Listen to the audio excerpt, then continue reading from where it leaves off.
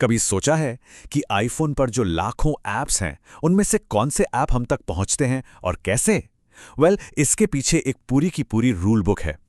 आज हम एप्पल के ऐप स्टोर रिव्यू गाइडलाइंस के बारे में बात करने वाले हैं। वो अनदेखे नियम जो हमारी डिजिटल दुनिया को शेकिल देते हैं। लेकिन इन नियमों में जाने से पहले जरा एक पल के लिए सोचिए। एक ऐसी दुनिया जहां ऐप स्टोर पर कोई नियम नहीं, कोई रोक टोक नहीं, भला वो डिजिटल दुनिया कैसी दिखती? सबसे पहले तो केओस होता, मतलब हर तरफ गड़बड़। सोचिए कोई ज़रूरी ईमेल भेज रहे हैं और ऐप क्रैश, या फिर गेम के बीच में ही सब कुछ फ्रीज हो गया। बग्स, आधे अधूरे फीचर्स और बार बार क्रैश होना सच में एक डिजिटल सपना ही होता है ना। और फिर आता है इससे भी बड़ा खतरा, हमारी प्राइवेसी।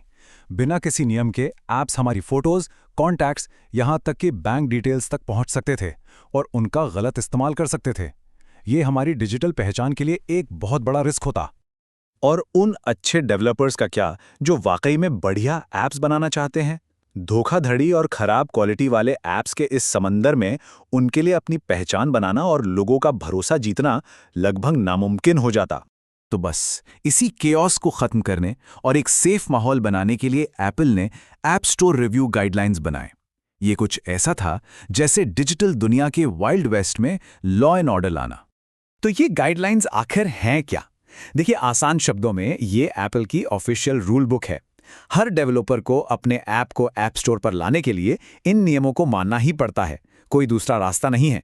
एप्पल ने इन सारी गाइडलाइंस को 5 मेन पिलर्स यानी स्तंभों के आसपास बनाया है। इससे ये पक्का हो जाता है कि हर ऐप को हर एंगल से अच्छी तरह से परखा जाए। ये 5 पिलर्स ही पूरी रिव्यू प्रोसेस की नींव हैं।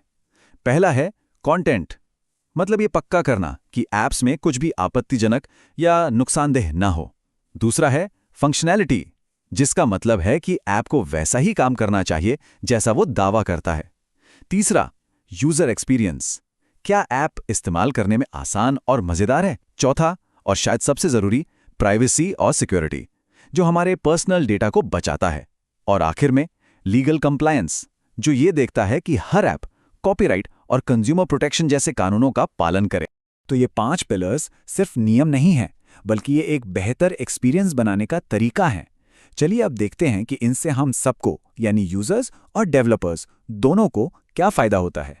सबसे बड़ा फायदा है क्वालिटी। हम केओस से एक सिस्टम की ओर बढ़ते हैं। ये गाइडलाइंस पक्का करती हैं कि हमें सिर्फ हाई क्वालिटी और भरोसेमंद ऐप्स ही मिलें, जो हमें एक शानदार यूजर एक्सपीरियंस दें। डेवलपर्स के लिए ये गाइडलाइंस एक कानूनी रोडमैप की तरह काम करती हैं। ये उन्हें प्राइवेसी, कॉपीराइट और जीडीपीआर जैसे मुश्किल ग्लोबल नियमों को समझने में मदद करती हैं। जैसे जीडीपीआर, जो यूरोप का एक बहुत सख्त डेटा प्रोटेक्शन कानून है। इससे डेवलपर और उनके यूजर्स दोनों सुरक्षित रहते हैं।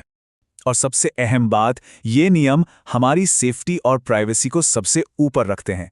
डेटा एन्क्रिप्शन और यूजर की जानकारी के गलत इस्तेमाल को रोकने के लिए बहुत सख्त नियम है।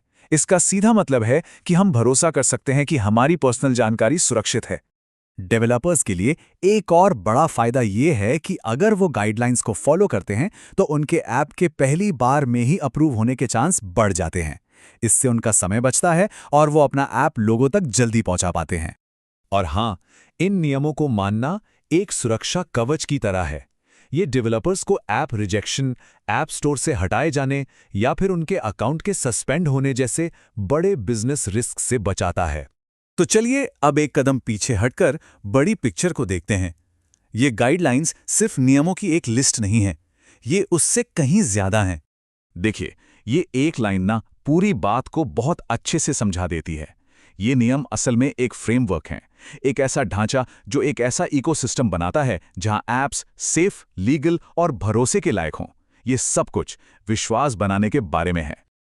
और मैं आपको इसी सवाल के साथ छोड़ जाता हूं, जिस डिजिटल दुनिया में हम रहते हैं, क्या उसमें भरोसा बनाए रखने के लिए इस तरह का एक कंट्रोल किया हुआ फ्रेमवर्क वाकई जरूरी है? इस पर सोचिएगा जरूर।